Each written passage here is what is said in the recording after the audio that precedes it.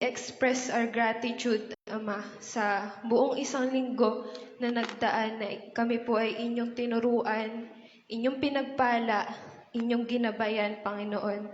Kaya nga po, inaalala po namin ang natapos na gawa ng aming Panginoong Hesukristo sa krus ng Kalbaryo. The very reason kung bakit po kami makapagsasamba sa iyo, the very reason kung bakit po kami nagkatipon sa araw na to. Kaya nga, Ama, maraming salamat po. Maraming salamat sa iyo pong katapatan at sa iyong kabutihan. Itinataas po namin sa iyo ang gawaing ito, ang bawat gagamitin mo sa lugar na ito, sa music ministry, sa congregation, Panginoon, sa bawat tatayo sa stage na ito, Panginoon. Ikaw po ang aming tinitiwalaan na ikaw ang kumilos, ikaw po ang gumamit sa aming mga buhay dahil kami mga vessels mo po lamang.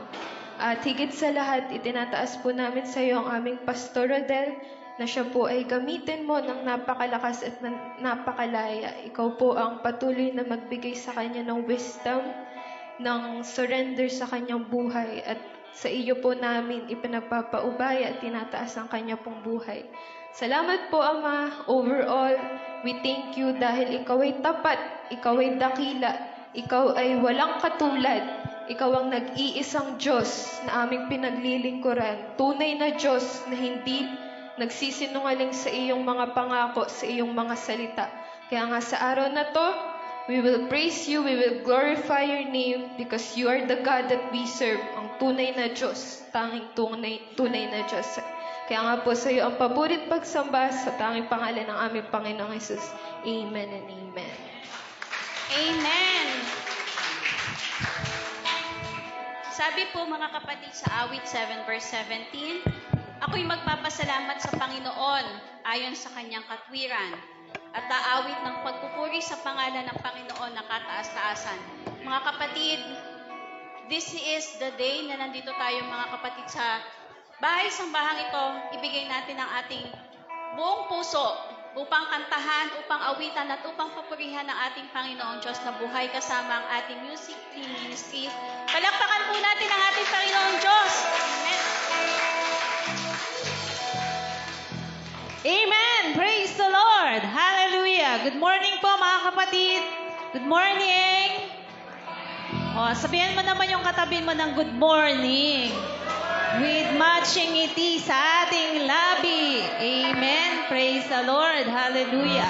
Tayo po ba'y nasasabik sa presensya ng ating Panginoon?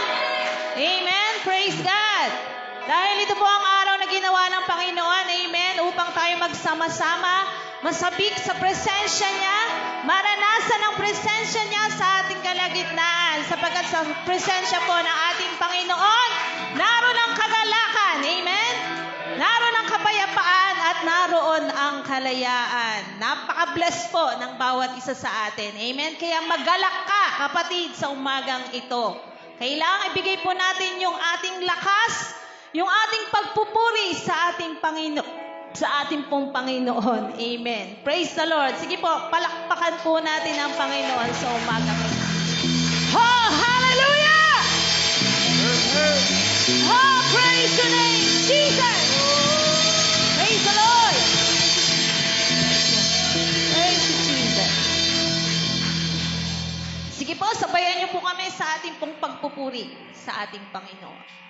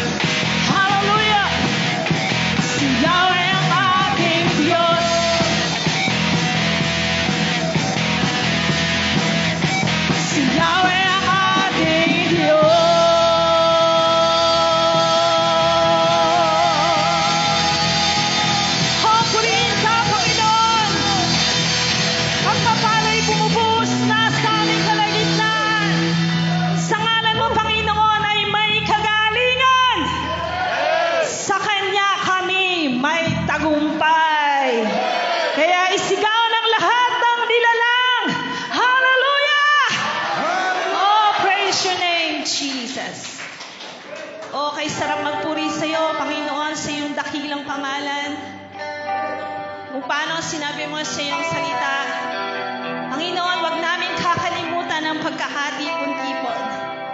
Sapagkat may dakilang bagay kang ginagawa sa pagtitipon-tipon ng iyong mga anak. Gumagawa ka ng himala, Panginoon, sa buhay namin. Oh, hallelujah! Hindi mababayaran ng pera, Panginoon, ang presensya na nararanasan namin sa iyo. Ang kagalakan na nararanasan namin sa iyo, aming Diyos. Ang kalayaan na naranasan namin sa iyong pangalan, Panginoon Jesus. Kaya nga narito kami, nagpapakumbaba, nagpupuri, nagpapasalamat, Panginoon. Tanggapin mo ang aming pagpupuri sa iyo, sapagkat nagagalak ang puso namin na purihin ang dakilang pangalan mo, Diyos. Kaya nga sa umagang ito, tanggapin mo ang aming pagsamba. Maluwalhati ka, Panginoong Jesus. Mataas ka sa umagang ito. Kaming lahat, imababa sa iyong banal na harapan. Oh Jesus, we worship you, Lord. Hallelujah.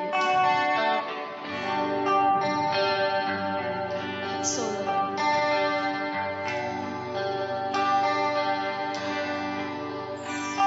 Katapatan mo, O Diyos, tunay at dakila.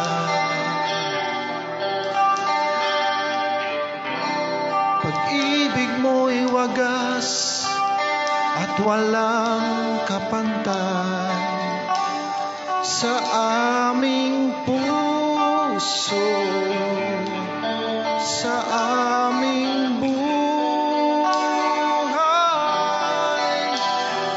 Papurit pagsambay, iaalay.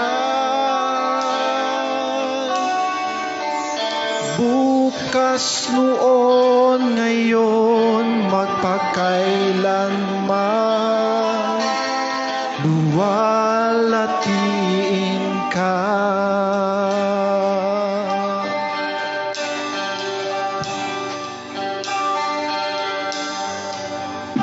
Katapatan mo, O Diyos, tunay at dakila. Ang pag-ibig mo'y wagas at walang kapantay sa aming puso, sa aming buhay. Papurit pagsambay, iaalay. Bukas, noon, ngayon, magpakailanman, luwalhatiin ka.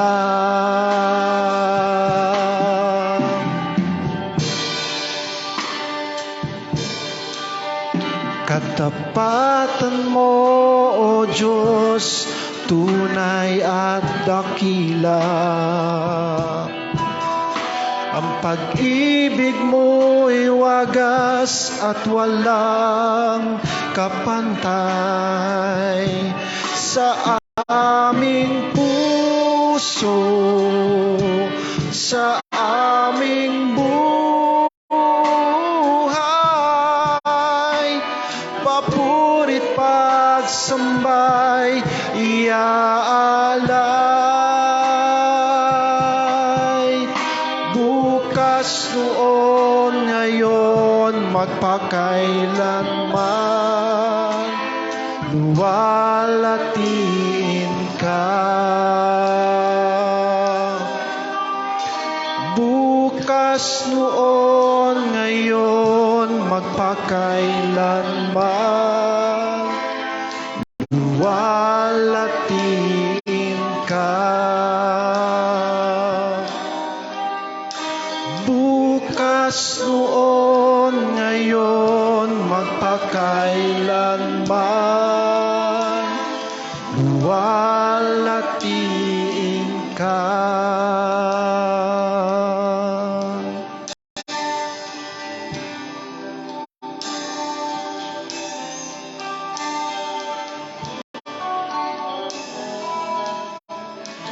Panginoon, kay buti mo sa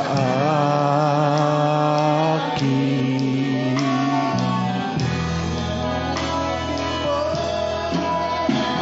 Ikaw lamang ang tangi kong sasambahin.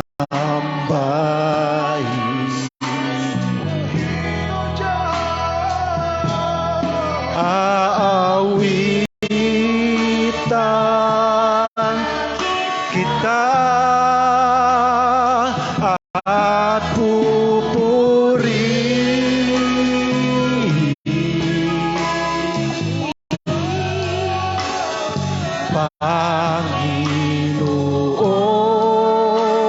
Panginoon, kay buti mo sa akin. Panginoon,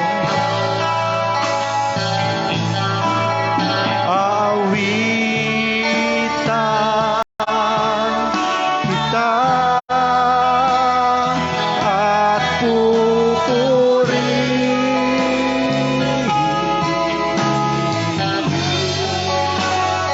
Panginoon,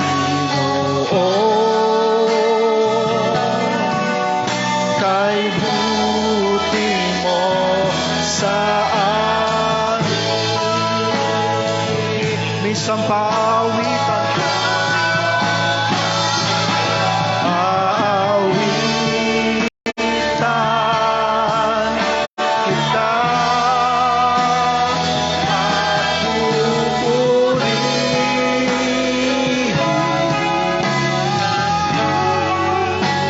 Panginoon,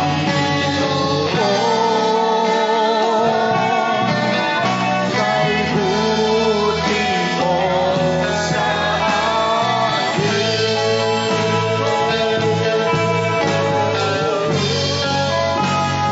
Panginoon, kay buti mo sa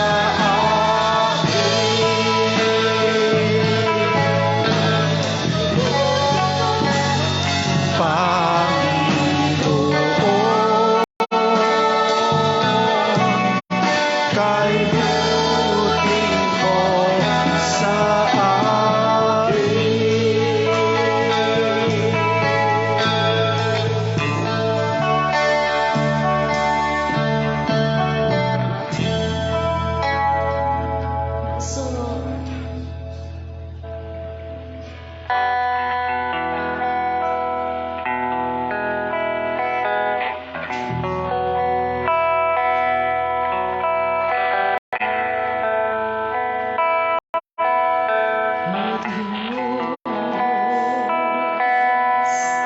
Ikaw ang tunay na dakila sa mundo. Ikaw ang hari na mahal ng tulad ko. Ginawa mong lahat, pag-ibig mo ay tapat at wagas. O Diyos, wala nang papanag sa kabutihan mo. Ang ngalan mo'y itaas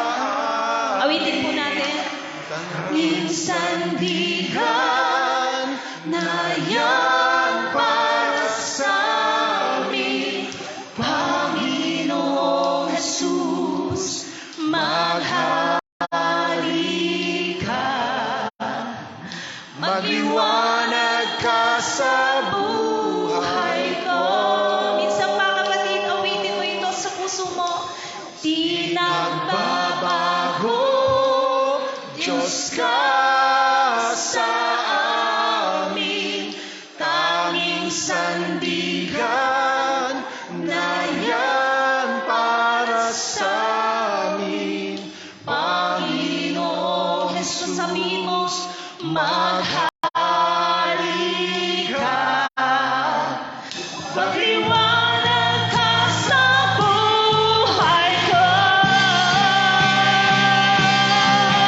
Di nagbabago, Diyos ka sa akin. Paminsan-minsan, kaya pa sa amin. Panginoong Jesus, paghahari ka. Magliwanag ka sa buhay ko. Magliwanag ka sa buhay ko. Magliwanag ka sa buhay ko. Aming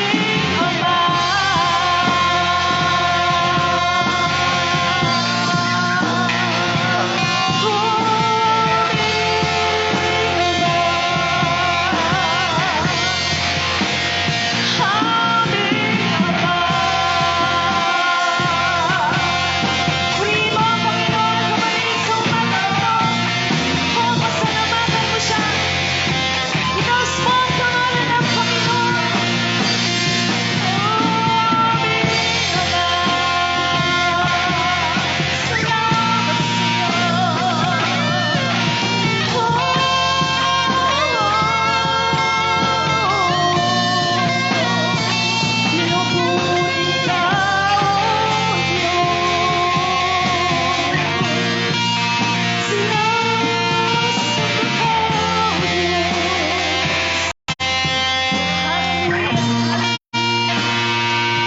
Kaya, Panginoon, wala kaming kukunin kundi sa iyo ang lahat ng papuri, sa iyo ang lahat ng pagpapasalamat, sa pangalan ng aming Panginoong Jesus. Kayong lahat ay magsabi ng Amen. Amen. Praise the Lord. Makakaupo na po tayo sa presensya ng ating Panginoon.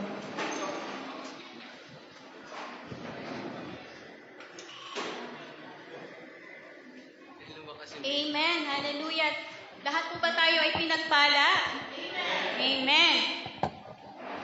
Sabi nga po sa kanta, talagang habang buhay siya lang yung ating pupurihin at sasambahin. Amen? So, mga kapatid, sabi po sa 2 Chronicle 20 verse 12 to 15, hindi ko po alam kung bakit ito yung napili ko. Sabi po, O aming Diyos, hindi mo ba hatulan sila sapagkat wala kaming kaya laban sa malalaking pulutong na ito na nagparito laban sa amin. Ni hindi man nalalaman namin kung anong marapat gawin, ngunit ang aming mga mata ay nasa iyo. At ang buong Juda ay tumayo sa harap ng Panginoon, pati ang kanilang mga bata, ang kanilang mga asawa at ang kanilang mga anak. Na magkagayoy dumating kay Jaser, ang anak ni Zacarias, na anak ni Benays, na anak ni Jael, na anak ni Matanyas, na libitan sa mga anak ni Asaph ang Espiritu ng Panginoon sa gitna ng kapisanan. At kanyang sinabi, dinggin ninyo buong Juda at ninyong mga taga-Jerusalem, at ikaw nga na Haring Josaphat, na ganito ang sabi ng Panginoon sa inyo. Huwag kayong mga takot o manglupaypay man dahil sa malalaking karamihang ito, sapagkat ang pakikibaka ay hindi sa inyo kundi sa Diyos. Amen? Yung kwento po dito is, si King Jehoshaphat, siya po yung king nung time na yon. Pero, sinugod siya ng mga kalaban at sinapalibutan yung kanyang kaharian. So, nung time na yon, compared dun sa mga nakapalibot sa kanyang kaharian, ang dami-dami. So, nung nag-pray siya sa Panginoon, sabi niya sa Panginoon, hindi namin alam kung anong gagawin namin. Doon po sila nag-start na mag-ayuno. Nag-fasting sila. Simula sa kanya hanggang sa mga bata, hanggang sa mga matatanda, inutos niya na mag-fasting.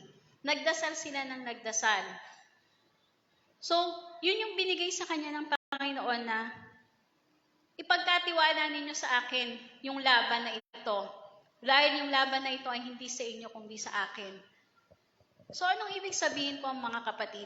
Paano natin siya i-connect sa buhay natin? So, kahit na po sobrang dami ng trials natin, kahit na po sobrang hirap ng pinagdadaanan natin, taas lang natin sa Kanya. Hindi natin kasi alam kung ano yung gagawin ng Panginoon. Tayo hindi natin alam kung ano yung gagawin natin kasi tao lang tayo. Pero may isang Diyos na nakakaalam kung paano niya susolusyonan lahat ng ating problema.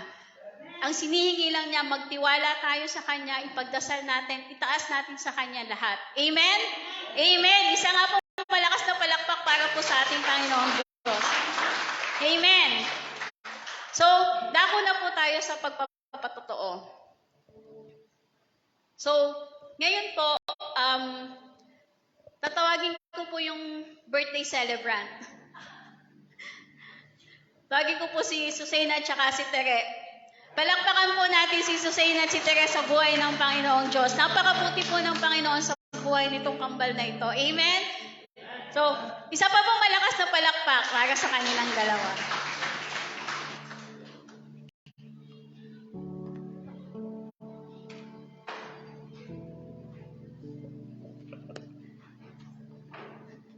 Ayun, good morning po sa ating lahat. Gusto lang po namin thank you sa Panginoon kasi kami po ay 20 years old na.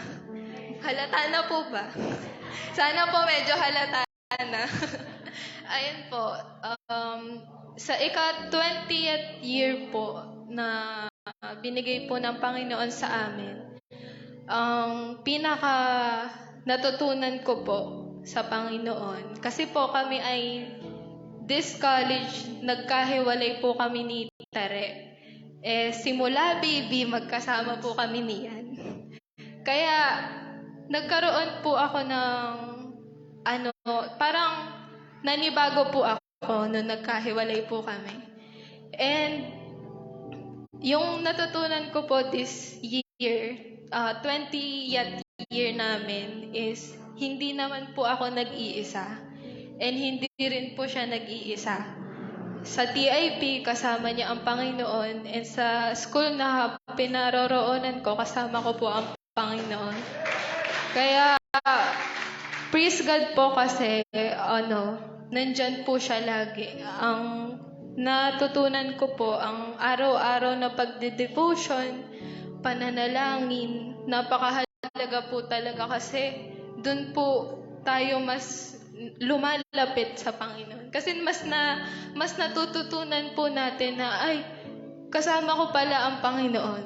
Hindi pala ako nag-iisa. Kaya, praise God po kasi tayo pong lahat, lagi pong katabi natin ang Panginoon. Hindi man po natin siya nakikita, hindi man po natin siya nararamdaman. Pero nandyan po siya. And pag nananalangin po tayo, sumasagot po ang Panginoon. And hindi lang po natin alam, sinasagot na po pala niya na tayo. Kaya purihin po ang Panginoon. Yun po. Thank you, Lord. Ayun. Ako naman po, ayun. Thankful din po ako sa Panginoon kasi 20 na kami. Hindi pa rin po halata, pero 20 na po kami. And ako po, ang natutunan ko, kasi po lagi pong tinuturo sa amin na magulang namin, tayo ay nabubuhay sa Ebanghelyo. Tayo ay nabubuhay sa pananalig. Kaya pag may kailangan kami, hindi po kami yung, magsasabi po kami, may kailangan kami, ang sasabihin nila, manalangin ka. Yun. And simula bata, kinalakihan po namin na sa Diyos lagi humihingi. Kaya kung ano po yung meron kami ngayon, bunga po yun ng panalangin. Bunga po yun ng pananalig. Kaya, hayag naman po sa inyo yung buhay namin. Kami pong pareho ay scholar. Scholar ni Lord. Kasi, hindi ko pa po ata nakakwento, pero yung DOST scholarship po, actually, nag-apply po ako doon, tapos na ang deadline. And miraculously, kasi nanalangin ako nun sa Panginoon. Kasi 2020 po, nagsara na yon yung application for DOST scholarship. Pero 2021, nagbago po isip ko. Kasi ang scholarship po na yun, may priority courses lang. Bala ko po na ibang course, kaya sabi ko hindi na ako mag-a-apply. Pero noong 2021, nagbago po ang aking isip, kaya sabi ko sa Lord, Lord, kailangan ko po ng scholarship. And ikaw po ang Diyos ng mga Diyos, Hari ng mga Hari. Ano pa tong scholarship na to para hindi mo po ibigay sa akin? Kaya nga po, every morning, dinedeclare ko sa Panginoon, Lord, magkaka-scholarship ako. Dahil ikaw po magpapaaral sa akin, yun yung pangako. Magpapaaral sa amin. Tapos, miraculously, hindi po ito nangyayari ha. Bigla pong nag-reopen yung scholarship. And ako po yung isa sa pinakahuling nag-apply. And nakapasa po ako kasi bago pa po dumating yung result na yun, dinedeclare ko na pagkagising ko kinakabahan ako. Pag dumadating yung doubts, ako ay scholar ng Diyos. Ang Diyos ang magpapaaral sa akin. Kaya purihin po ang Panginoon kasi basta po, lahat po ng pagpapala ng Diyos na nakikita niyo sa aming pamilya. Lagi pong sinasabi ng aming tatay, kami po ay nakatira sa bahay na hindi kami ang nagpagawa.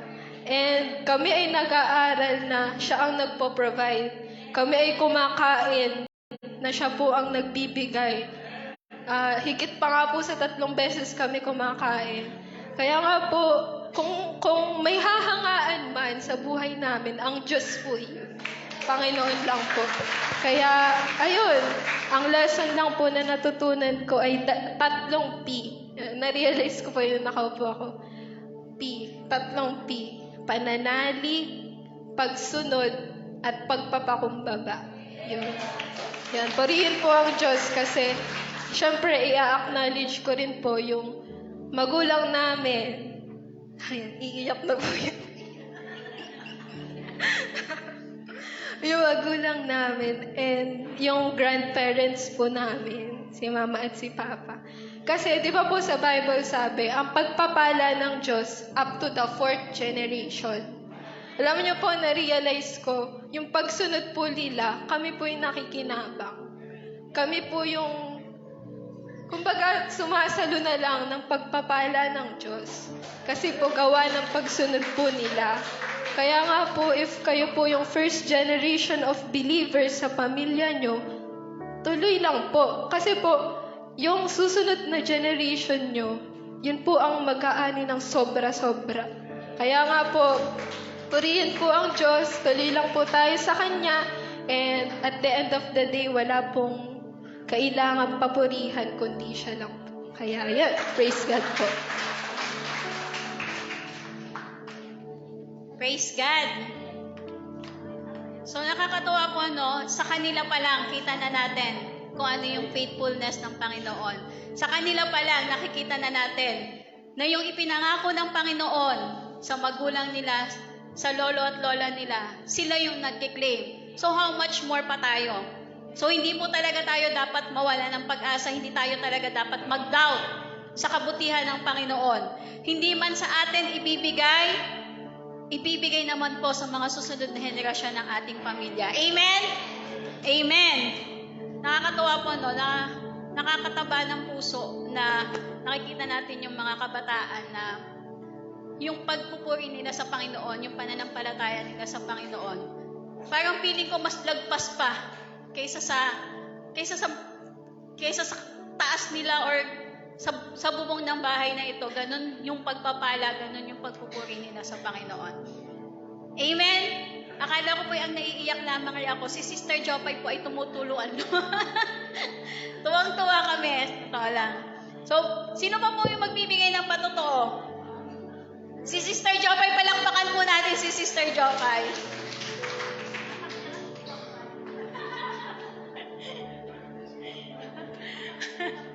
Purihin po ang Panginoon na talagang tuntua po ako sa Panginoon. Napansin niyo po ba, parang linggo-linggo na lang umaakyat dito. Si Sister Jopay, hindi ba kayo nagsasawa?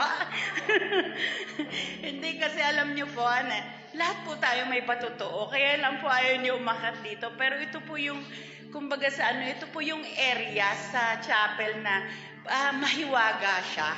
Yung kumbaga sa sa isang opisina, para siya yung ano ba tawag nun, yung tulad sa budget, yung ganito na hindi mahiwaga siya, yung parang hindi ko ma-explain. Kasi pasalamat po ako sa Panginoon kasi totoo nga po talaga na pagtapat po tayo sa Diyos na ibibigay po natin. Tas open hearts po tayo, open arms sa pagbibigay po. Ang Diyos po talaga ang magpapala. Kasi naalala ko po yung sabi ni Pastor na meron po tayong bodega sa kaharian, pero nasa atin po yung susi.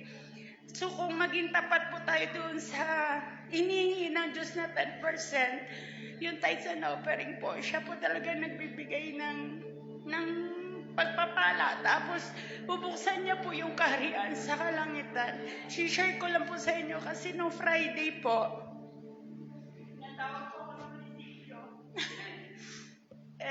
Sister ni nga, hinahanap ako doon, si GJ po ay yung nando doon.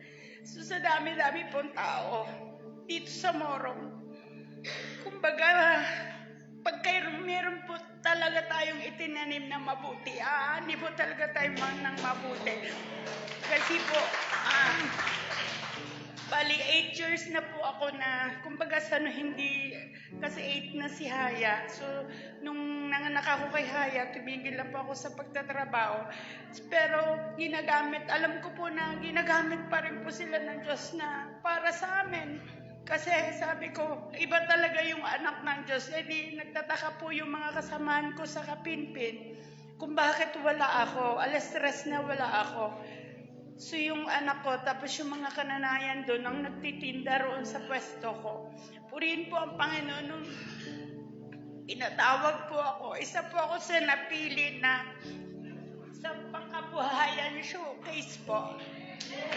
Wala pa naman po sa akin, pero yung mga papel po pinaprocess na.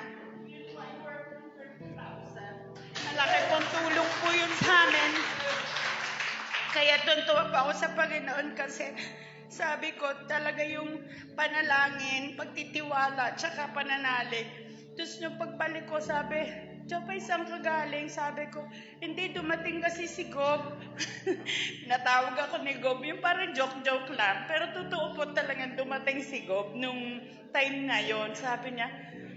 Sabi ko, may ayuda ka ba? Sabi ko, wala pa naman, sabi niya.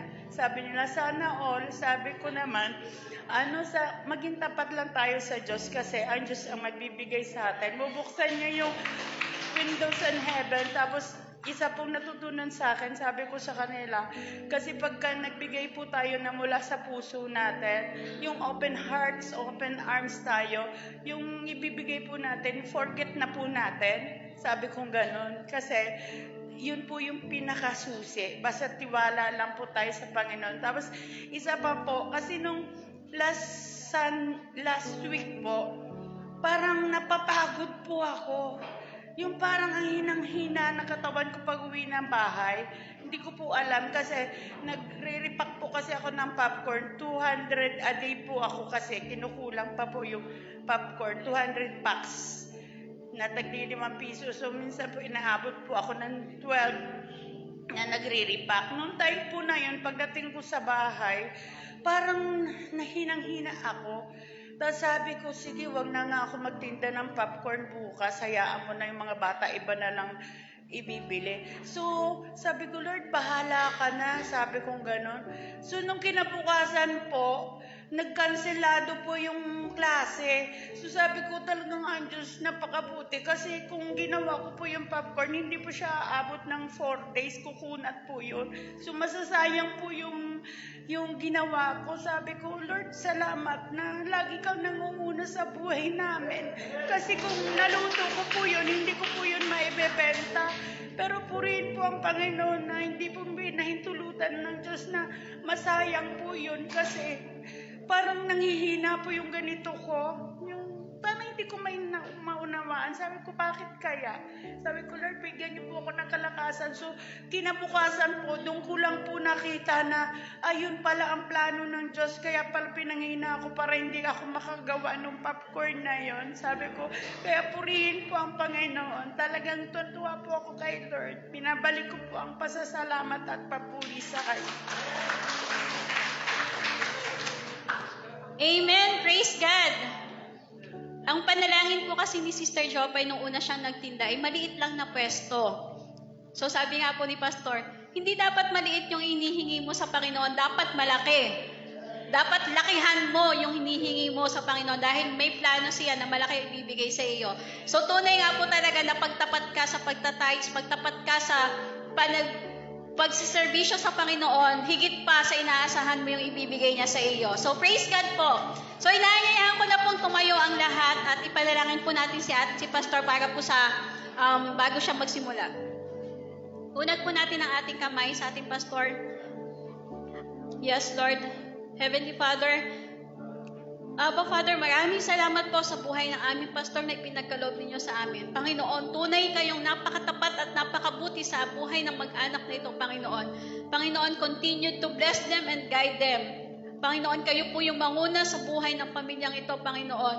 Panginoon, tinataas namin ang lahat ng ito, Panginoon, dahil alam namin, Panginoon, na may plano kayo sa buhay ng pamilyang ito, lalo-lalo na po sa aming pastor, Panginoon. Panginoon, kayo po, itinataas namin, Panginoon, na madagdagan, Panginoon, ang mga tao, Panginoon, na papasok sa bahay-sambahang ito dahil alam namin, Panginoon, na yun ang plano mo at yun ang gusto mo sa amin, sa bawat isa sa amin, lalong-lalo na sa aming pastor. Panginoon, ang lahat ng ito, Panginoon, ay tinataas namin sa pangalan ng iyong anak na si Jesus. Amen and amen. Amen. Amen.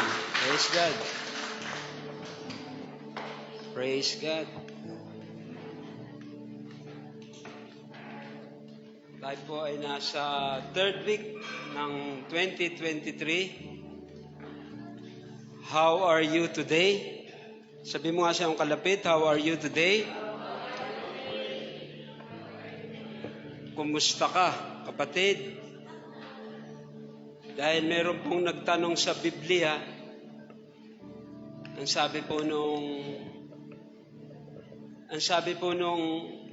alipin ng propeta, mabuti ba ang lahat?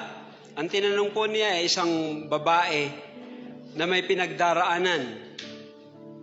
Siya po ay nasa kapighatian, siya po ay nasa matinding problema ng kanyang buhay. Ang sabi po niya ay, all is well with my soul. Pero yung pong palang kanyang anak, nagkaanak po siya sa katandaan, yun po'y namatay. At siya po'y tinanong nung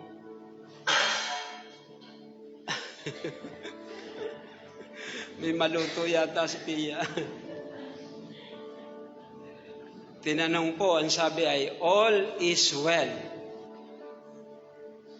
Pero yun po ay dapat ay humahagulhol sa iyak o kaya ay sumisigaw sa nangyari sa kanyang buhay, pero sa halip na siya po ay sumigaw, umiyak, ang sabi po niya, all is well.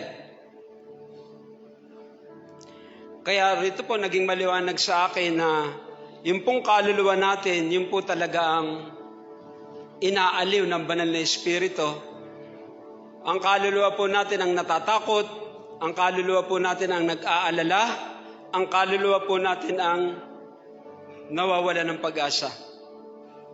Kaya ang sabi ng Biblia, inuutusan niya yung kanyang kaluluwa. Ang sabi ron, bless the Lord, O my soul, and all that is within me. Praise God. Iyan po yung papel ng banal na Espiritu, yung pong ating kaluluwa ay aliwin. Ang kanya nga pong pangalan ay Comforter. Yun po yung sabi sa Psalm, O kaluluwa ko, bakit ka nanlulumo? Nagsalita yung kaluluwa, ang sabi ng kaluluwa, magpupuri pa ako sa Kanya. Magpapasalamat pa ako sa Kanya. Kaya naalala ko po yung awit na it is well with my soul. It is well. It is well with my soul. Sige nga, kantahin mo ng buong puso mo. Ipatong mo yung kamay sa iyong dibdib. Makatutulong ito sa iyo, kapatid, sa umagang ito. It is well with my soul. It is well. It is well with my soul. Alam po ba yung nangyari?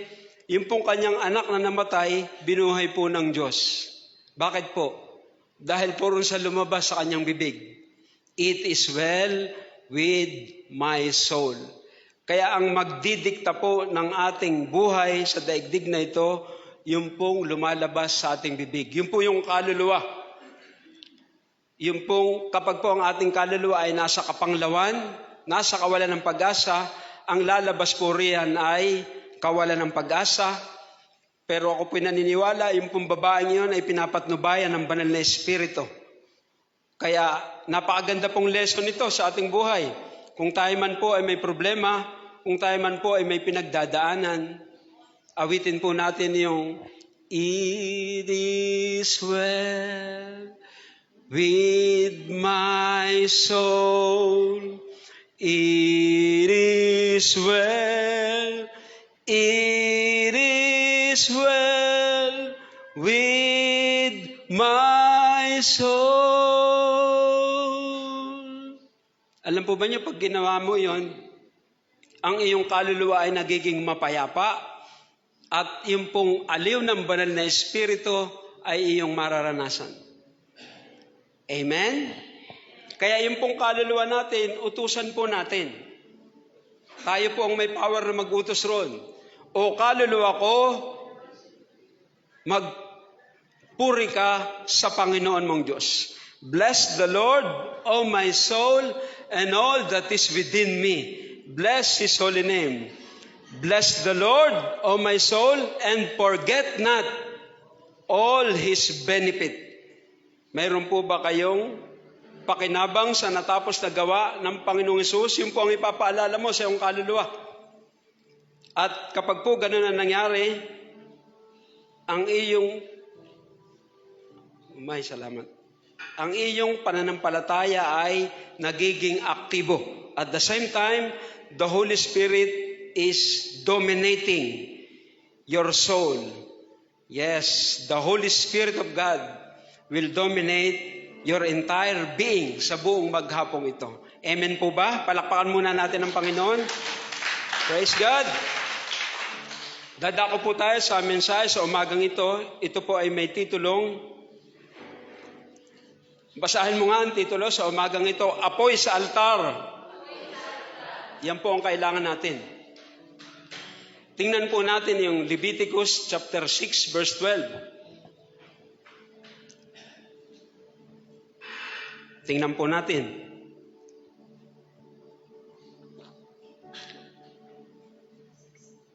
Ang apoy sa altar ay dapat panatilihing nagniningas. Sabihin nga natin sa umagang ito, panatilihing nagniningas.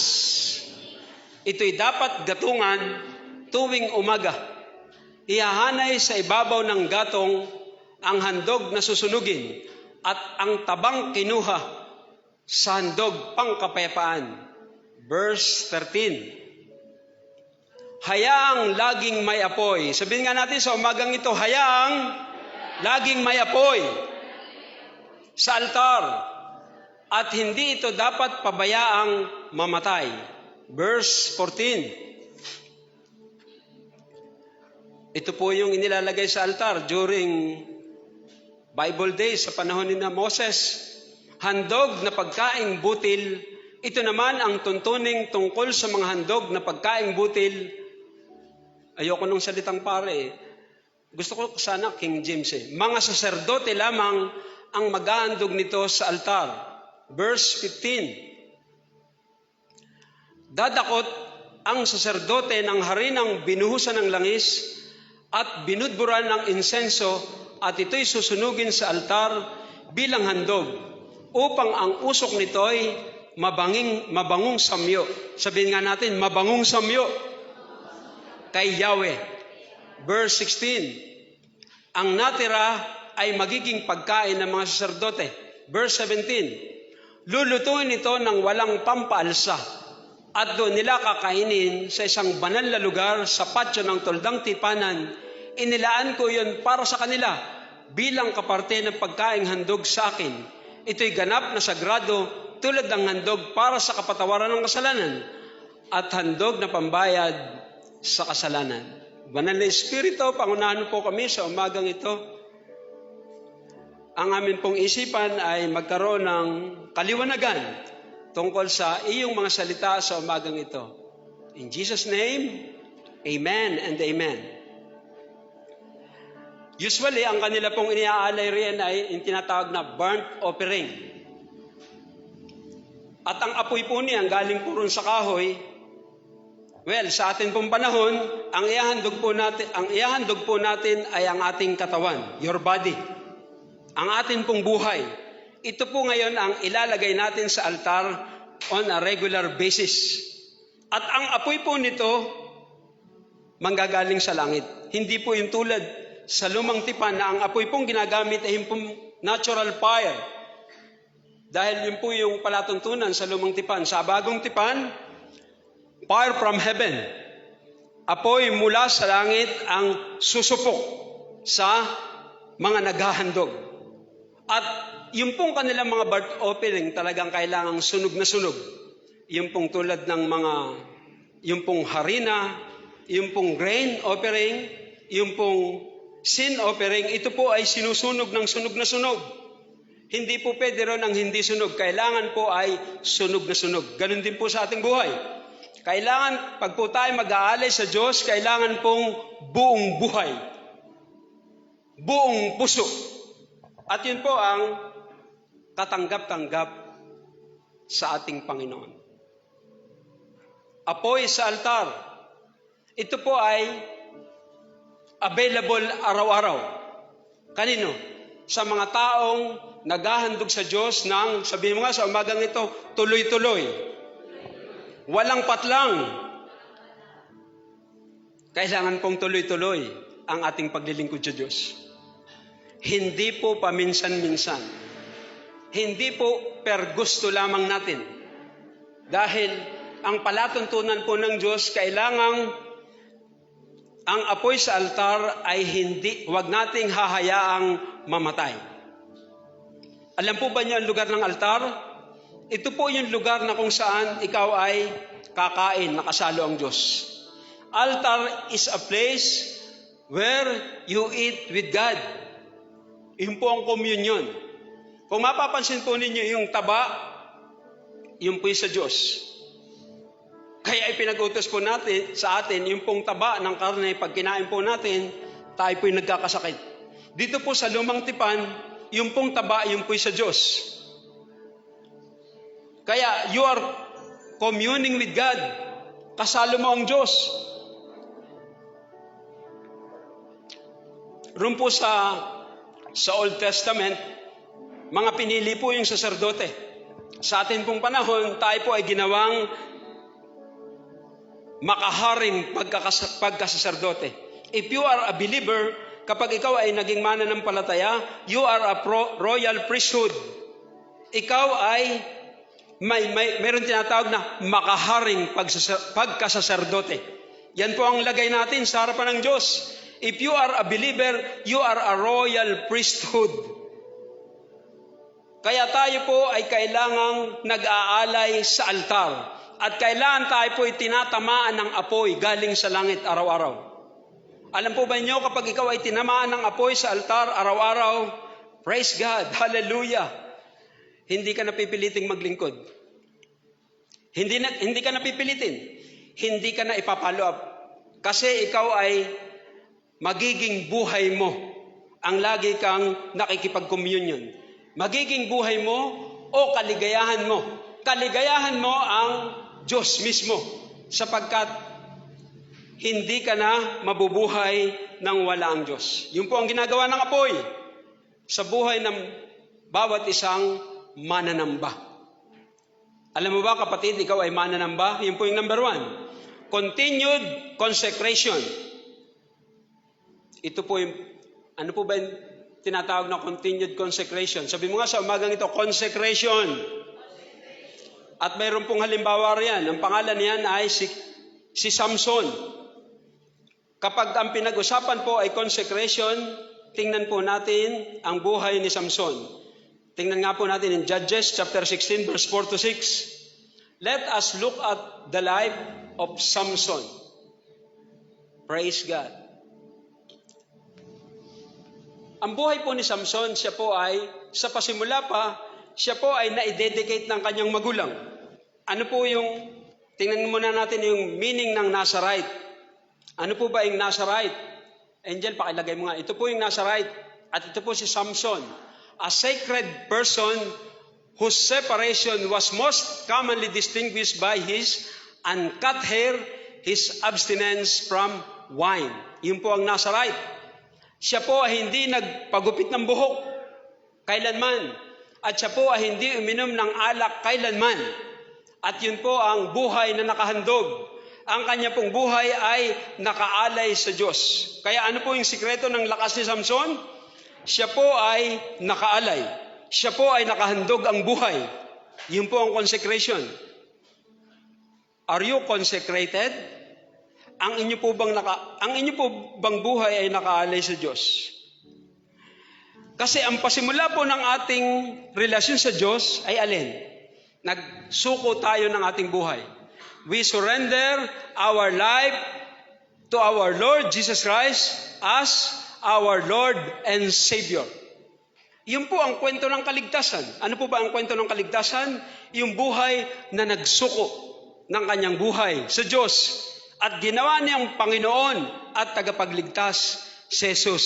So, our life is consecrated. When we surrender our life to the Lordship of our Lord Jesus Christ. Ilan po sa inyo ang sumampalataya kay Jesus bilang Panginoon? Taas po ang kamay. Taas po ang kamay. Ano pong ibig sabihin nito? Our life is consecrated. Ano po ba ang consecrated? Nakaalay. Narito ako, isinusuko ko ang aking buhay. Mula ngayon, ikaw na ang aking Panginoon at tagapagligtas. At committed po rito ang Diyos. Jesus Christ is so committed with you. Kaya ang sabi sa Biblia, ang sinimulang mabuting bagay sa iyo ng Diyos, ito'y kanyang kukumpletohin hanggang sa araw ng kanyang pagpapakita sa alapap. Hanggang rapture po yung commitment ng Panginoon sa atin. Noong araw na tayo nagsuko ng ating buhay kay Jesus bilang Panginoon at sariling tagapagligtas, committed po siya na tayo kasama sa kanyang dadagitin. He who began a good work with you, He will fulfill it until the day of our Lord Jesus Christ. Kaya magdiwang na po kayo. Hindi po tayo maiiwan sa araw ng rapture. Amen po ba? Palakpakan natin ang Panginoon. Hallelujah! Ito po yung ginawa si Jesus na Panginoon. Kaya very broad po yung topic ng Lordship. Hindi po yun one-time experience, yun po ay lifestyle. Being Lord, para si Jesus ay tawagin mong Panginoon. He is Lord of all of your lives. Siya po ay Panginoon ng lahat sa lahat ng iyong buhay. Yun po ang Lordship. Kaya pong ibig sabihin po nung Yahweh, yung kinakanta natin kanina, Yahweh means Lord. Yun po ang ibig sabihin ng Yahweh. When we say Yahweh, Lord. Amen? Ang ibig sabihin, He owns you. Pag-aari tayo ng Diyos. Praise God. Hindi na po natin pag-aari ang ating sarili. Gusto ko po lamang maging maliwanag ito sa atin. Dahil we are claiming Jesus is your Lord. Kine-claim natin yan araw-araw. Pero mayroon pong babala ang Biblia, di ba? Ano ang sabi? Hindi lahat ng tumatawag ng Panginoon, Panginoon. Ang dami pong tumatawag ng Panginoon. Pero yung pala'y bukang bibig lang. Bukang bibig lang. Hindi talaga sa puso. Kailangan kasama po ang puso. Kasi kapag kasama po ang puso, He is Lord of all your life. Praise the Lord. Palakpakan natin ang Panginoon. Praise God. Yun po yung number 1. Continued consecration. At ito po yung consecrated life. A sacred person whose separation was most commonly distinguished by his uncut hair and his abstinence from wine. Sino po yun? Si Samson. At siya po'y napakalakas. At ang sabi natin, ang sikreto ng kanyang lakas ay yung kanyang buhok. Ang sikreto po ng kanyang lakas because he was consecrated. Nakaalay, nakasuko ang kanyang buhay sa Diyos, nakasurrender totally. Kaya kung siya po ay makipaglaban, ang lakas po ng Diyos ay sumasapi sa kanya. Kaya kung siya po ay pumatay ng kalaban ay daan-daan. Dahil nga po yung lakas ng Diyos ay ibinagkakalob sa kanya. Bakit? Dahil po ang kanyang buhay ay nakahandog, nakaalay sa Diyos from birth, nang siya ipanganak. Nang siya po ipanganak hanggang sa siya tumanda. Praise God. Tingnan natin yung Judges chapter 16 verse 4 to 6. Sina Samson at Delilah, pagkatapos ito'y umibig naman si Samson sa isang dalagang nakatira sa libis ng Sorek, siya ay si Delilah. Alam na siguro ninyo itong kwentong ito. Si Delilah po ay prostitute. Siya po ay napakaganda. Pero siya po ay patotot. At siya po ay inupahan ng mga Pilisteo para po pabagsakin si Samson. Para po siya ay alipinin ng kanilang kaaway. Ang babaeng ito ay nilapitan ng 5 pinunong Pilisteo at kanilang sinabi, suyuin mo si Samson para malaman namin kung anong lihim ng kanyang lakas. At nang mabilang namin siya, kapag nagawa mo yan, bawat isa sa amin magbibigay sa iyo ng 100 pirasong pilak. Verse 6. Kaya't sinabi ni Delilah kay Samson, sabihin mo naman sa akin kung saan ang gagaling ang lakas. Paano ko ba maigagapos at madadaig? Yan. Naroon po yung plano para pabagsakin ang isang lalaki na nakaalay ang buhay sa Diyos at nagpadala po ng isang prostitute. At nung una, ang kanyang sabi, itali mo ko ng 7 yantok. At itinali po ng 7 yantok pagkatapos sa sipingan si Delilah. At pagkatapos ipinatawag yung mga kalalakihan pero baliwala po. Dahil nga po napakalakas ni Samson, napatid. At nang sumunod ay lubid, na bagong lubid. At ganun din po ang nangyari. Hindi pa rin siya nabihag, hindi pa rin siya nagapos. Dahil hindi po yun ang kanyang sikreto. Ang sikreto po ay yung pong kanyang consecrated life. Ano po ba yung consecrated life? Ipinanata ng kanyang mga magulang na walang pang-ahit na dadaan sa kanyang ulo, kaya napakahaba po ng kanyang buhok. At pangatlong beses po niyang niloko si Delilah. Pero sa ika-4 na beses nakuha po sa drama. Dinramahan na po ito ni Delilah ng todo-todo. Ginawa na niya ang lahat. At yun po'y bumigay po si Samson at alam na natin ang nangyari. Siya po ay nakalbo. Nakalbo po siya. At nawala po yung kanyang lakas. At siya po'y nabihag. At alam na po natin ang nangyari. Nawala po yung consecrated life. Nawala po yung kanyang buhay na nakaalay sa Diyos, na ipinanata ng kanyang magulang na ikaw ay pagmamayari ng Diyos. Ano man ang nangyari. At yun po ang naalis, pansamantala. Kaya siya po ay nabihag ng kaaway, siya po ay binulag, at siya po ay itinali, at siya po ay gumigiling. Ang sabi nga po, kapag ikaw ay nasa kasalanan, ang kasalanan ay tumatali, ang kasalanan ay bumubulag. At ito po ay may katotohanan. Sa kaso ni Samson at sa kaso nating manampalataya, kapag po tayo nagkasala, natatalian po tayo ng kasalanan. At binubulag po tayo ng kasalanan. Kaya kahit anong payo sa atin kapag po tayo nasa kasalanan, tayo po'y bulag at tayo po'y natatalian. Ganyan po ang nangyari sa lalaking si Samson. Because of lost consecration. When the consecration was lost, the favor from God also lost. Nawala rin po yung pabor ng Diyos. Nawala rin po yung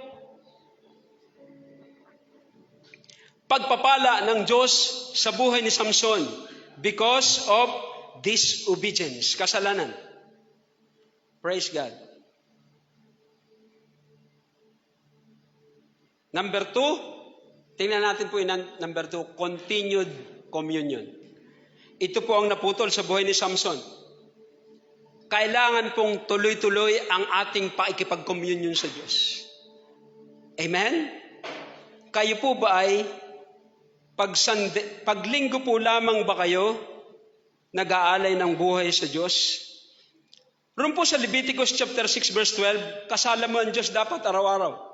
Yung pong 24 na oras na ibinibigay ng Diyos sa atin, hindi sa iyo lahat yan. We have 24 hours. Ang bawat isa po sa atin, pinagkalooban ng 24 na oras. At yung pong 24 na oras na ibinibigay ng Diyos sa atin, huwag mong kukuhaning lahat. Hindi po lahat yun para sa atin. Hindi po yun lahat para sa atin. Kailangan ikaw ay nagbibigay ng oras sa Diyos. Kailangan may panahon ka sa Diyos. Kailangan ng apoy sa altar, walang patlang, walang tigil. Huwag nating hahayaang mamatay ang apoy. Amen? Yun po yung utos ng Diyos sa atin.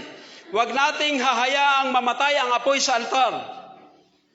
Sapagkat kapag po nawala yung tinatawag na pag-aalay ng buhay, yung pong paggawa at pagkilos ng Diyos, mawawala din. Mawawala din. Kaya ang talagang unang, the first attack of the enemy, ano po yung atake talaga ng dyablo sa ating buhay? Maalis ang ating buhay pagsamba. Maalis ang ating buhay sa pananalangin. Maalis ang ating buhay sa debosyon, sa salita ng Diyos. Yun ang kanyang misyon araw-araw. Yun po ang kanyang pakana sa araw-araw ng iyong buhay. Pag nawala ang iyong gana mo sa Diyos, ang tawag po ron ay lost consecration. Sapagkat yung pong ating araw-araw na pamumuhay, ang Diyos po ay nagmamasid sa atin. Nakatingin po ang Diyos sa ating buhay araw-araw. Paglinggo ba lamang tayo on fire for God? Paglinggo ba lamang tayo naghahanda upang ialay natin ang sarili sa Diyos? Samantalang ang buong isang linggo, ito po ay binubuo ng 7 araw. At ang gusto po ng Diyos sa 7 araw na yan, sa 24 hours everyday na yan, mayroon kang oras na isineset aside para sa Kanya.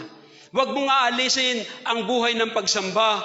Huwag mo nga alisin ang buhay ng panalangin. Huwag mo nga alisin ang salita ng Diyos sa iyong buhay upang ang apoy sa altar, ito'y magtuloy-tuloy. Palakpakan natin ang Panginoon. Hallelujah! Ulitin ko po, yung pong apoy na yun, hindi po galing sa lupa. Yung pong apoy na yun ay galing sa langit. Kaya kapag ikaw ay tinamaan ng apoy, praise God, hindi ka napipilitin. Ikaw ay on fire kay Lord araw-araw. Alam po ba niyo yung on fire?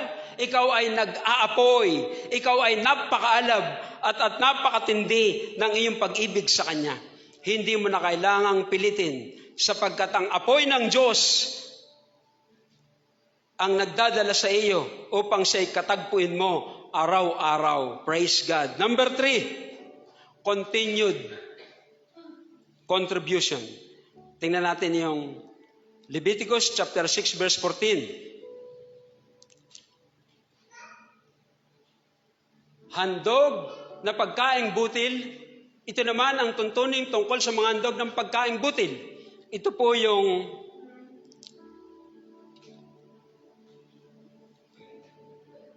ang tawag po rito ay peace offering, grain offering, burnt offering. 3 po yun. Burnt offering, peace offering, and 3 po yun. Na ang ibig sabihin po nito ay free will offering. Kapatid, kailangan ikaw ay full support sa simbahan mong kinabibilangan. Amen? Kailangan full support ka financially sa iyong simbahang kinabibilangan. Ang sabi ko nga sa mga anak ko, may pangarap kayo sa inyong buhay. Kailangan may pangarap rin kayo sa inyong simbahang kinabibilangan. Amen? Kung may pangarap ka sa mga kabataan na nag-aaral ngayon, mayroon kayong pangarap, yan ay mabuti. Pero kailangan may pangarap ka rin sa simbahang iyong kinabibilangan. Amen? Yung pong prinsipyo ng first fruit, yun po ay sa Genesis 1 pa lamang. In the beginning, God. Yun rin po ang sinabi sa John 1. In the beginning, God. Ang ibig sabihin, kailangang una ang Diyos. Kailangan una ang Diyos. Kaya kapag ikaw ay naka-breakthrough financially, kaninong simbahan ang inyong nasa isipan? Aling simbahan ang inyong kailangang pagpapalain? Saan nyo dadalhin ang inyong financial blessing? Yun po yun. Ang tawag po rito ay pre-will offering. Ano pong ibig sabihin ng pre-will offering? Kusa. Hindi parasahan. Hindi sapilitan. Sino ang gumagawa noon? Yung mga tinamaan ng apoy galing sa langit. Pero kapag walang apoy na tumama sa iyo, hindi mo ito magagawa. Magagawa mo ito dahil sa apoy na nanggagaling sa langit, dahil ang iyong mga paag-aalay at ang iyong mga paghahandog, sinusupok ng handog ng Panginoon. Palakpakan natin ang Panginoon. Hallelujah. Matthew 6:21. Ano pong sabi rito?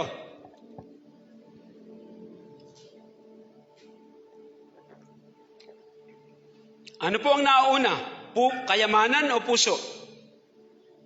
Ang nauna po ay kayamanan.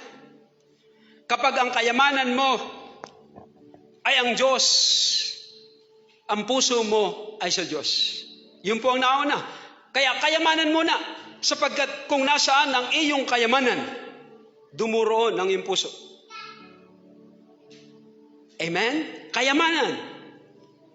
Where your treasure is, your heart will be also. Kaya ito pong pera, talagang ito po'y panukat. Pantes po ito. Pantes po ito. Kaya nga ito ang karibal ng Diyos eh. Dahil ang pera po ay Diyos din. Diyos din po ang pera. Kaya lamang ito po ay Diyos-Diyusan. Diyos-Diyusan. Pero ang tunay na Diyos, praise God. Ang gusto po ng Diyos, honor God with your wealth. Parangalan mo ang Diyos ng iyong kayamanan. Palakpakan natin ang Panginoon. Hallelujah! Ito po'y kusang loob, di ka pinipilit. Maluwag sa loob mo, bumubukal sa puso mo. Amen? Kaya pagdating po sa tithes and offering and sacrificial offering and free will offering, wala pong pilitan niyan. Wala pong pilitan niyan. Wala po ang karapatang pilitin kayo. Pero obligasyon ko pong ituro sa inyo ito. At ikaw naman na nakikinig, ikaw ang magdidesisyon. Ikaw ang magpapasya. Praise God. At kaya po ito natin nagagawa dahil po sa apoy na nanggagaling sa langit. Na walang tigil na ginagawa na nakikipag-ugnay ka sa iyong Panginoon. Ang Diyos pa rin ang naglalagay nito sa buhay ng tao. Kaya kapag po walang apoy ang isang mananampalataya, hindi po niya magagawa ito. Imposible po ito sa kanya. Mahirap po ito sa kanya. Pero kapag ang apoy sa iyong buhay ay activated, kailangan hindi yan namamatay. Kailangan niya ituloy-tuloy. Pagdating sa gawain ng Panginoon, pagdating sa paglilingkod sa Panginoon, lagi kang yes. Lagi kang on fire. Hindi ka paminsan-minsan. Amen? Intentionally and willingly. Praise God. Lagi kang may alab pagdating sa paglilingkod sa Panginoon. Reading the Bible, yes. Praying, yes. Worshiping the Lord. At yan po ay regularly. Yan po'y kailangang tuloy-tuloy. Yan po'y kailangang oras-oras. Lagi kang maligaya at lagi kang napakatibay sa iyong pananampalataya. Palakpakan nga po natin ang Panginoon. Excited. Continued contribution. Praise God. Yung pangarap mo, kailangang i-connecta mo yung pangarap ng Diyos. Ano po ba ang pangarap ng Diyos? Ang Ebanghelyo ay may pangaral. Ang mga kaluluwa ay maligtas. Yan po ang pangarap ng Diyos. At kung ikaw ay may pangarap sa iyong karera sa buhay, kailangang may pangarap ka rin sa simbahang iyong kinabibilangan. May pangarap po ba kayo sa simbahan ninyo? Kailangan po sa inyong pag-unlad, Praise God, isama mo ang pangarap ng Diyos na kung saan ang simbahan, ang gamit ng Diyos upang mapulpid ang kanyang paghahari sa sangkalupaan. Palakpakan natin ang Panginoon. Hallelujah! Praise God! Excited ka. May kusa ka. Pagdating sa paglilingkod sa Diyos, may kusa ka. Hindi ka pinipilit, hindi ka napipilitan. Lagi kang maligaya na naglilingkod sa Panginoon. Praise God. Kung wala pong apoy na tumama sa akin, baka po ako hindi makapagpatuloy. Baka po ako'y tumalikod na. Dahil ang paglilingkod po sa Diyos, kapag po walang apoy, nakapapagod, nakadidiscourage, nakapanghihina, at pangkaraniwan, tumatalikod. Hindi niya matagalan ang pressure sa ministry. Yun po ang mga pastor. Dumaraan po sila sa ministry. Dumadaan po sila sa pressure. Dumadaan po sila, tumatayo po sila sa gitna ng kalipunan na kung saan ang dami nilang kinakaharap bilang isang mangaral. Pero kaya po nakapagpapatuloy dahil po sa apoy sa altar araw-araw.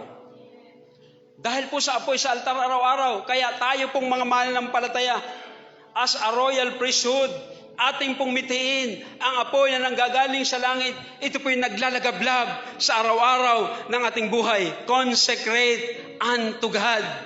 Ilaan natin, isuko natin ang ating buhay sa Diyos para tayo makapagpatuloy at matapos natin ang sinimulan ng Diyos sa atin. Praise God. Hallelujah. Judges chapter 16 verse 25.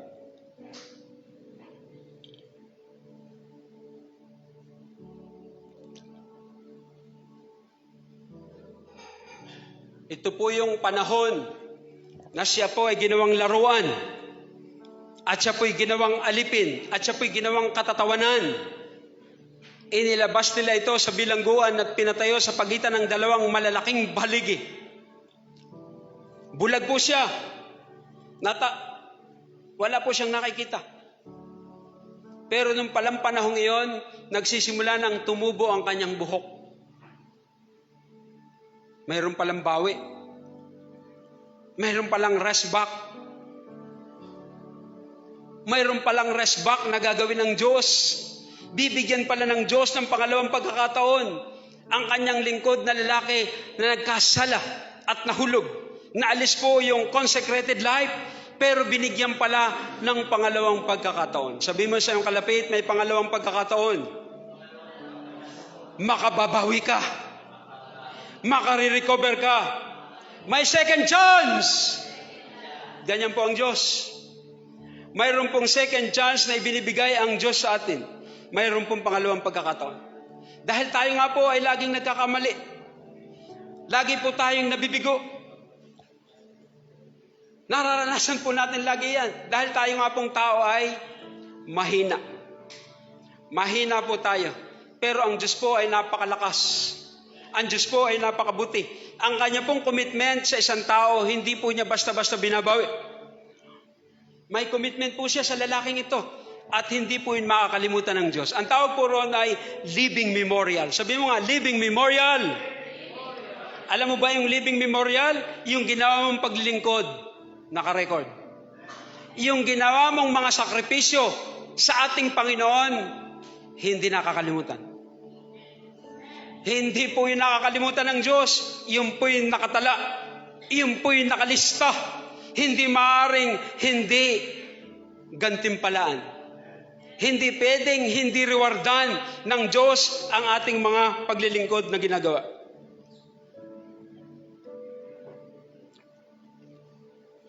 At unti-unting tumutubo ang kanyang buhok. At hindi nila alam, bumalik na yung lakas.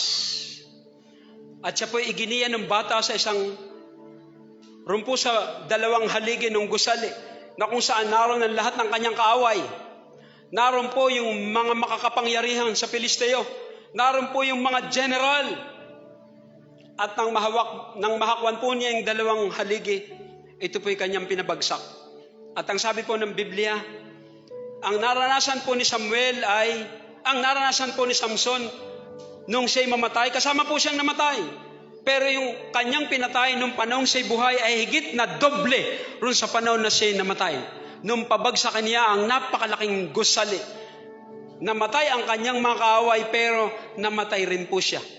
Pero Samson was vindicated sapagkat siya po'y pinagtawanan at ginawa po siyang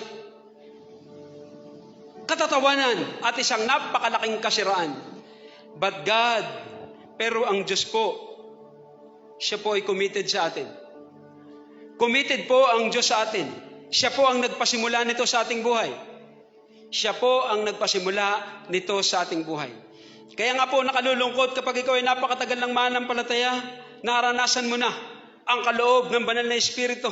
Naranasan mo na ang joy of thy salvation at tumalikod pa. Yun po ang pinakamasakit.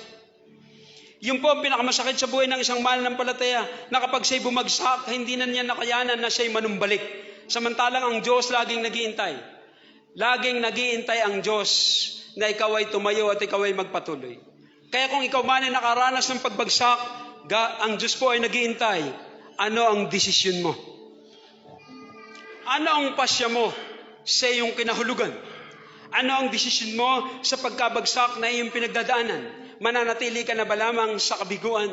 Mananatili ka na ba lamang sa disappointment? Pero ang Diyos, God has a better plan. God has a better plan. Binigyan niya ng pangalawang pagkakataon ang kanyang lingkod at siya'y nakapaghiganti. He was vindicated. Why? Because God is your vindicator. Palakpakan natin ang Panginoon. Hallelujah! Praise God! Apoy sa altar. Yan po'y available araw-araw. Available po yan araw-araw. Nag-iintay po ang apoy sa altar sa ating buhay. Nag-iintay po yan. Sapagkat lagi po siyang naghahanap. Ang tawag po sa kanya ay consuming fire. Siya'y tulad sa apoy na mamumugnaw. Kapag po tayo nag-alay ng buhay sa Diyos, dinala natin ang ating buhay sa altar, praise God, mayroon pong sinusupok sa atin. Sinusupok po sa atin ang mga hindi kailangan. Sinusupok po sa atin yung dross. Ano po ba yung dross? Yung pong dumi sa ginto. Kaya po pinararaan sa apoy ang ginto, yung pong dross kailangang mawala. Kailangan ang ginto ay maging puro. Kailangan ang ginto ay maging lantay. At kung makikita mo, tayo po ay may dross. Tayo po ay may flaws. Kailangan po ang apoy na nanggagaling sa langit para po pawiin ang lahat ng impurities sa ating buhay. Para po tayo magamit ng Diyos na napakalakas. Amen? Amen po ba? Gusto po ba niyo ang apoy sa umagang ito? Do you want the fire of God from heaven this morning? Pupunta po tayo sa altar sa umagang ito. We are going to the altar this morning. And atin pong asamin, ating pong naisin ng apoy na nanggagaling sa langit. Tayo po ay tamaan ng apoy sa umagang ito. Ang apong pong ito, ang tawag po rito ay holy fire. Holy fire. Keep the fire burning, ang sabi ng Biblia. Ano po ba yung keep the fire burning? Panatilihin ang apoy na naglalagablab. Kung walang apoy na nanggagaling sa langit, we cannot serve God. Hindi po tayo makapaglilingkod sa Diyos kung wala po ang apoy. At ang apoy pong tinutukoy ang walang iba kundi ang banal na Espiritu. Bumaba po ito sa chapter 2 ng Acts. At hanggang ngayon, narito po yung apoy. Kaya sa umaga pong ito, tayo po ay dudulog sa Diyos. We are going to come to the altar.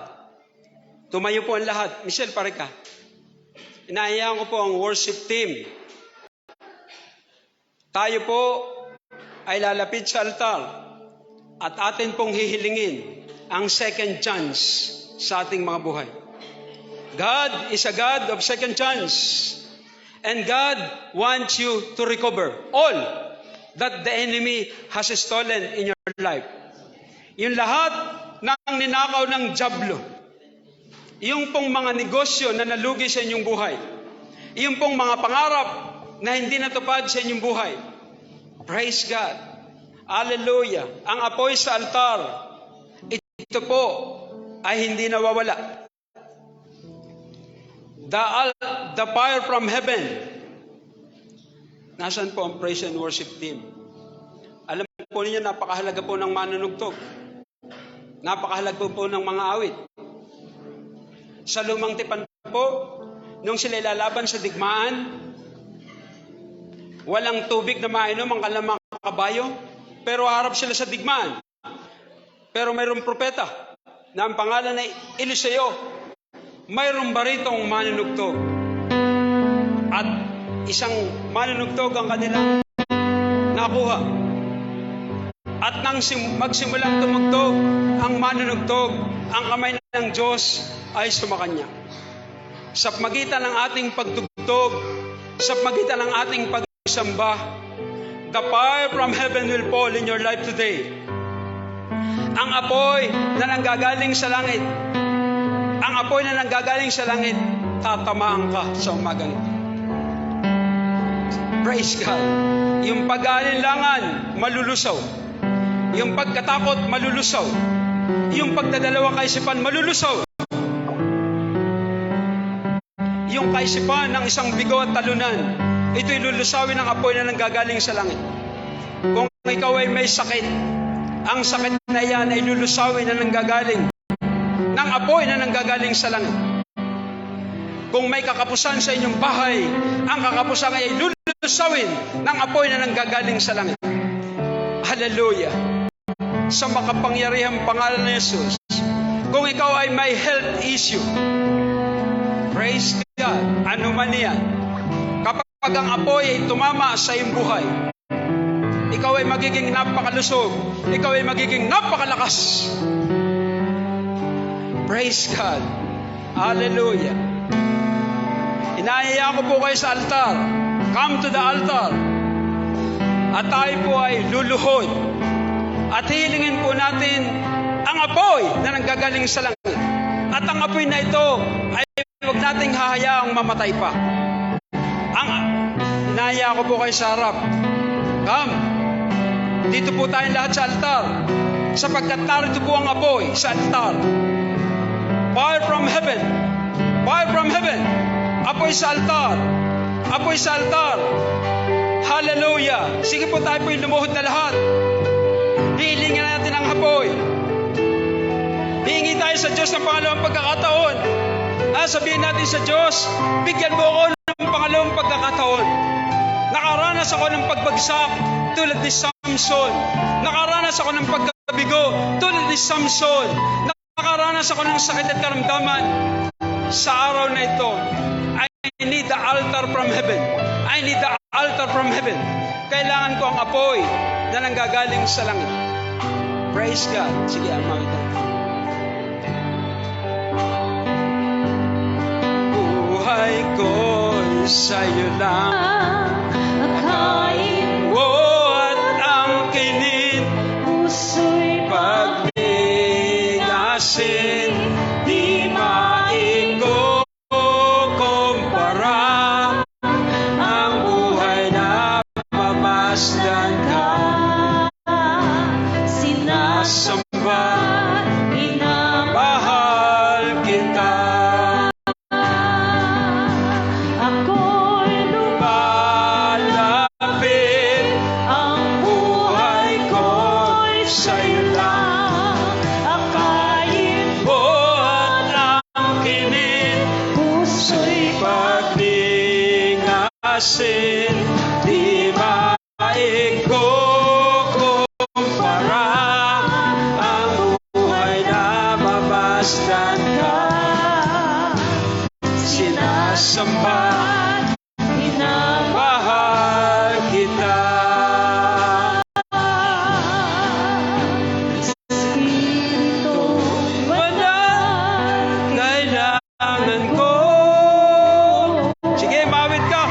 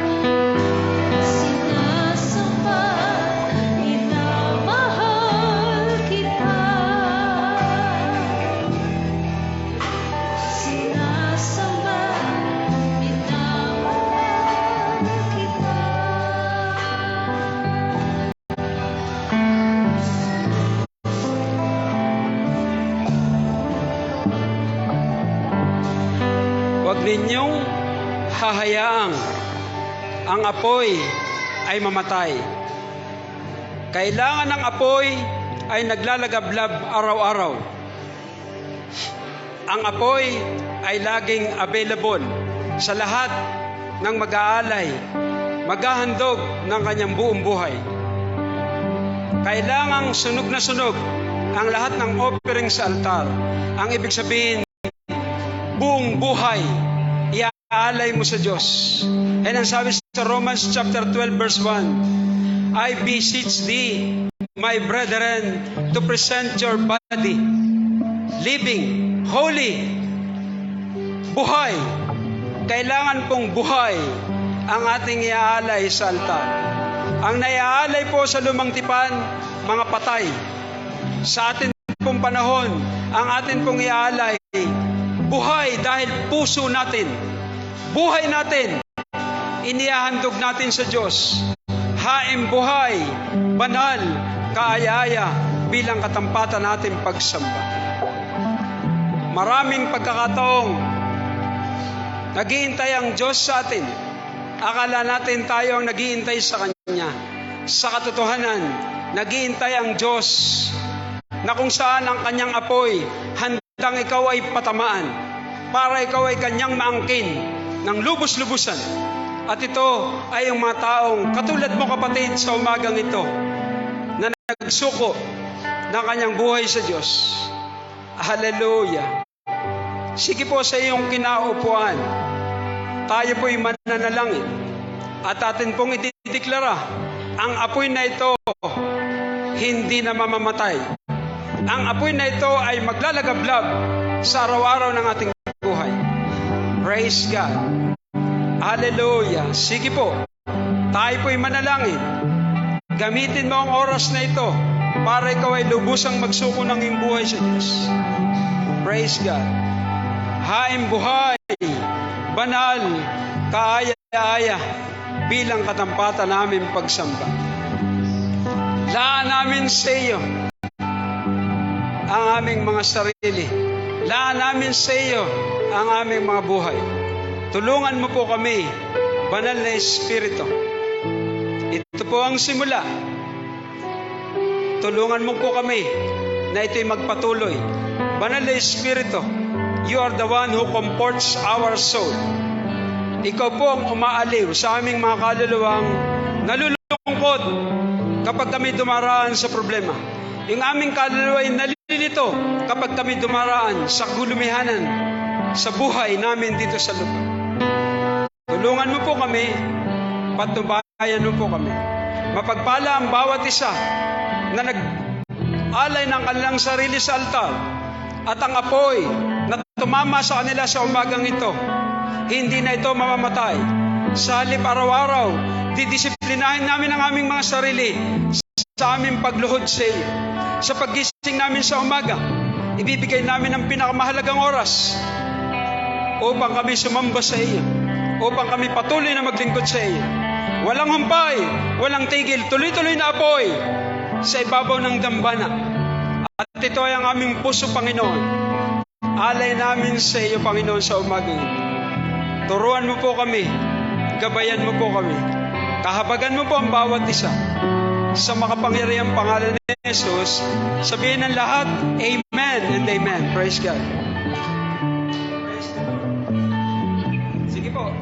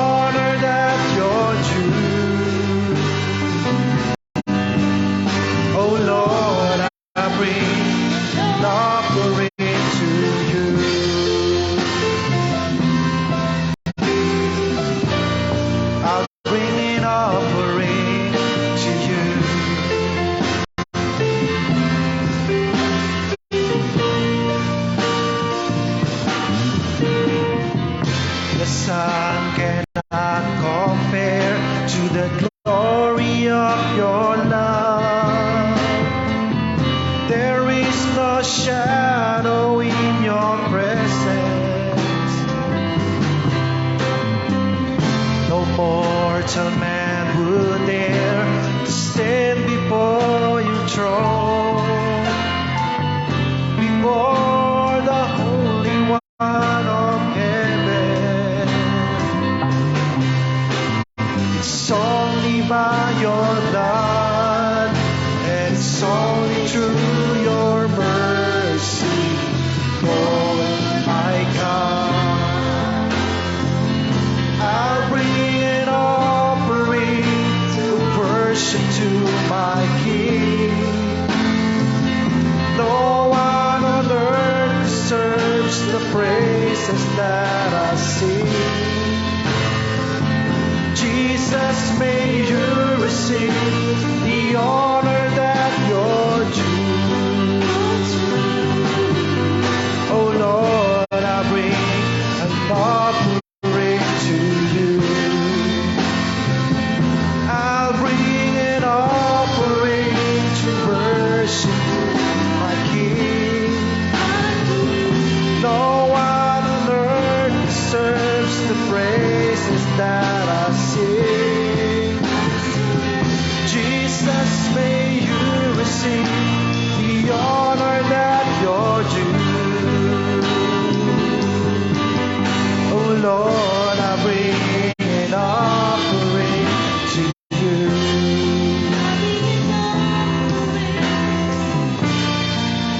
Oh Lord, an offering to you. I'll bring an offering to you.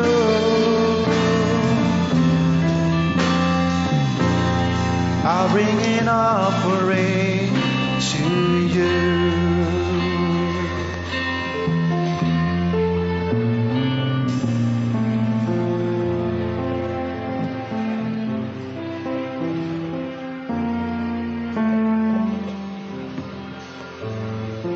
Yan. Sabi po mga kapatid, ano daw po ba yung principles ng pagbibigay ng tithes?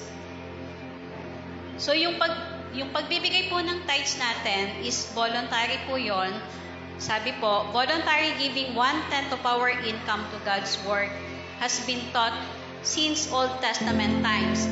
Sa Genesis 14, tinuro na po yung pagbibigay ng 10% ng kaloob. At yung mga kaloob na ibinibigay natin, yung pagtatites natin, saan po ba yun napupunta?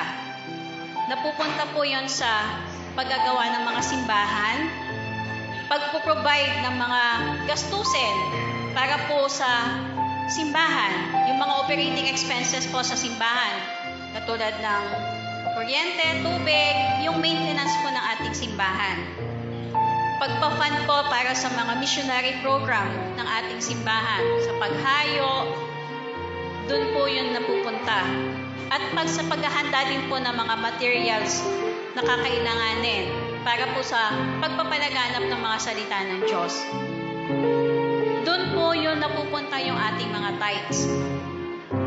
So, yung pagbibigay po ng tithes natin, hindi po pa kay pastor na pupunta, kundi para po sa pagpapalago ng bahay-sambahan natin. Amen? So, sabi nga po sa Malakias 3 verse G, dalhin ninyo ang buong ikasampung bahagi sa kamali upang magkaroon ng pagkain sa aking bahay. At subukin ninyo ako ngayon sa bagay na ito, sabi ng Panginoon, ng mga hukbo. Kung hindi ko bubuksan sa inyo ang mga dungawan sa langit, at ihuhulog ko sa inyo ang isang pagpapala na walang sapat na silid na kalalagyan. Mga kapatid, inanyaya ko pong tumayo ang bawat isa, lahat para po ipanalangin ang ating mga kaloob. Iunat po natin ang ating kamay sa ating mga kaloob. Lord, we thank you for your faithfulness, O Lord. Thank you that we can always trust in you. You are an abundant God, and out of your great mercy, you have given us so much.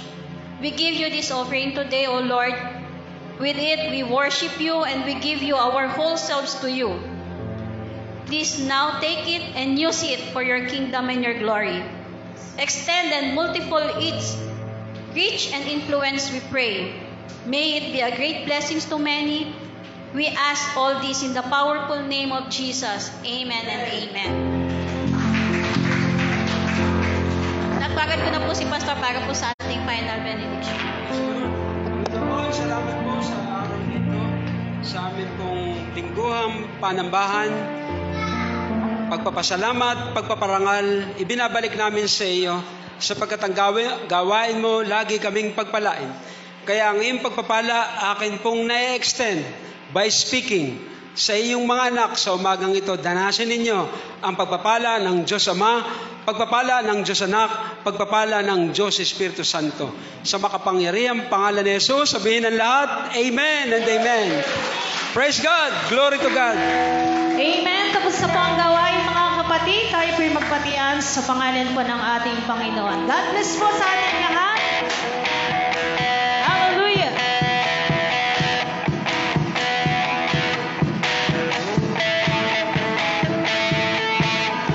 Humaawi na pupuri na diriwang ang lahat. Papuri kay Yahweh. Yahweh, Yahweh, Lumalapit sa presensya mo, nagpupulay lahat. Papuri kay Yahweh, Yahweh, Yahweh. Sa lahat ng oras, sa bawat araw, pinupuri at sinasamba. Ikaw ang tunay na Diyos, Hari ng mga hari, lahat kailanman, hindi nagbabago. Ikaw ang tunay na Diyos, Hari ng mga hari, lahat kailanman, hindi nagbabago. Si Yahweh ang ating Diyos.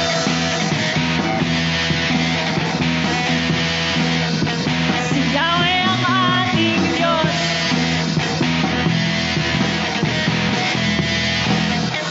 Si Yahweh ang ating Diyos.